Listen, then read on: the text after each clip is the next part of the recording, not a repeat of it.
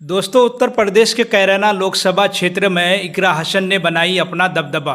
योगी से लेकर 2 deputy CM और पश्चिम यूपी में जाट के नेता जयंत चौधरी पर भारी पड़ी इकरा हसन की जीत का सबसे बड़ा सीक्रेट आप सुनेंगे तो यही कहेंगे कि कमाल की है इकरा हसन ने जीत के लिए जिस रास्ते को अपनाया उसे अपनाने में बड़े से बड़ों का आ जाता है पसीना।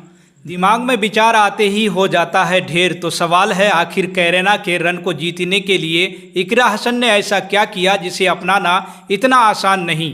बड़े से बड़े नेता इस मामले में इकरा हसन के सामने पीछे रह गए। इकरा हसन अपनी जीत को पक्की करने के लिए जिस रास्ते पर चली, उस राह पर चलने के बारे में कोई सपने में भी नहीं सोच सकता, लेकिन इकरा तो उसी राह पर चली और जीत अपनी झोली में लाने में कामयाब हो गई।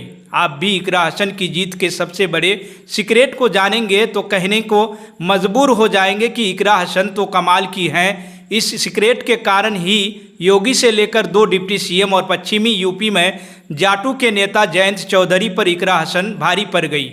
आपके जहन में भी ये सवाल होगा, आखिर इकरा हसन की जीत के पीछे सबसे बड़ी वजह क्या है। 3 बार के विधायक और मौजूदा भारतीय जनता पार्टी के सांसद चौधरी को मात देने में कैसे इकरा हसन कामयाब हो गई या कामयाबी हासिल कर ली। कैराना में इकरा हसन की जीत में सबसे अहम कारण बना एक ऐसा स्टैंड जिसे अपनाने में बड़े से बड़े दिग्गजों का पसीना आ जाता है, लेकिन मुनव्वर हसन की बेटी इकरा हसन ने उसे अपना सबसे बड़ा हथियार बना लिया। इस चुनाव में इकरा हसन का सीधा मुकाबला भारतीय जनता पार्टी आरएलडी प्रत्याशी प्रदीप चौधरी से था। भारतीय जनता पार्टी उम्मीदवार के लिए सीएम योगी से लेकर उत्तर प्रदेश के सरकार के 2 डिप्टी सीएम ने तो प्रचार किया ही, उसके साथ ही आरएलडी चीफ जयंत चौधरी तक ने प्रचार किया, लेकिन सपा प्रत्याशी इकरा हसन अकेले ही चुनाव मैदान में डटी रही। वो शहर से लेकर गांव और देहात की डंडियों पर अकेले ही चली और जीत की कहानी लिख दी। कैराना लोकसभा सीट पर सपा प्रत्याशी इकरा हसन ने अपने राजनीतिक कौशल और कुशल प्रबंधन से जीत दर्ज कर चबूतरे की विरासत को आगे बढ़ाया। हसन परिवार की तीसरी पीढ़ी के रूप में उन्होंने दमदार तरीके से चुनावी समर में ताल ठोकी और 3 बार के विधायक और निवर्तमान सांसद को शिकस्त दी। जनता जनार्दन ने उनके सोच समझ और व्यवहार को स्वीकार किया और संसद तक पहुंचा दिया। वहीं देश प्रदेश की सबसे चर्चित सीटों में से एक पर जीत दर्ज करने के बाद उनका सपा में कद बढ़ने की उम्मीद है। चुनाव में इकरा हसन का सीधा मुकाबला भारतीय जनता पार्टी आरएलडी प्रत्याशी प्रदीप चौधरी से था। भारतीय जनता पार्टी प्रत्याशी के लिए मुख्यमंत्री योगी आदित्यनाथ से लेकर उप मुख्यमंत्री ब्रजेश पाठक और केशव प्रसाद मौर्य के अलावा आरएलडी के राष्ट्रीय अध्यक्ष जयंत चौधरी तक ने प्रचार किया था, लेकिन सपा प्रत्याशी इकरा हसन अकेले ही चुनावी मैदान में डटी रही।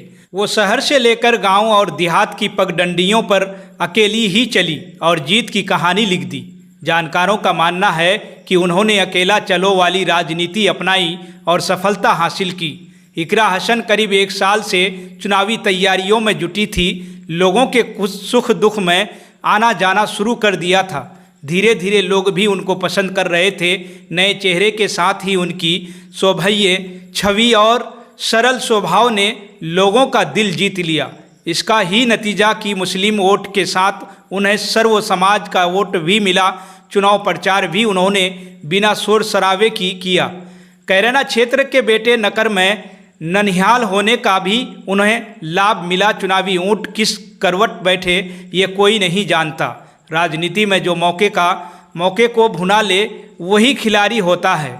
चुनाव के दौरान भारतीय जनता पार्टी आरएलडी प्रत्याशी से लोगों की नाराजगी खुलकर थी। इसका फ़ायदा इकरा हसन ने उठाया और उनके बीच में पहुंचकर जीत दर्ज की। प्रचार और जनसंपर्क के दौरान इकरा की रणनीति यही रही कि वो उन सभी गांवों और कस्बे में पहुंचे जहां प्रति दबदंडी का अधिक विरोध है। इन सब कारणों के कारण इकरा जीती, लेकिन जीत का सबसे बड़ा सीक्रेट इकरा की ओर से अपनी लड़ाई को अकेले लड़ना रहा। आपको बता दें कि कैराना लोकसभा सीट का सिकते हसन परिवार का नाम राजनीति में रसूख रखने वाले घरानों में शामिल हो जाता है। इकरा हसन के दादा ने पहली बार 1984 में कांग्रेस के टिकट पर चुनाव जीता था।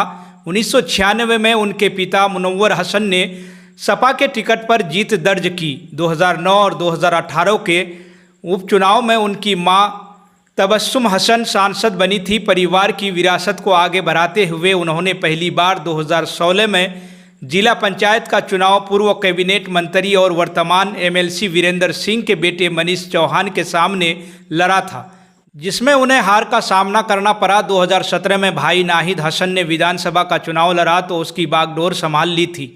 भाई की जीत में इकरा हसन का अहम योगदान था। 2022 के विधानसभा चुनाव में नाहिद हसन गैंगस्टर के मामले में जेल में बंद थे, जिसके बाद चुनाव की पूरी कमान उन्होंने अपने हाथ में ही ले ली थी। यहीं से उनका राजनीतिक कौशल और कुशल प्रबंधन सभी ने देखा।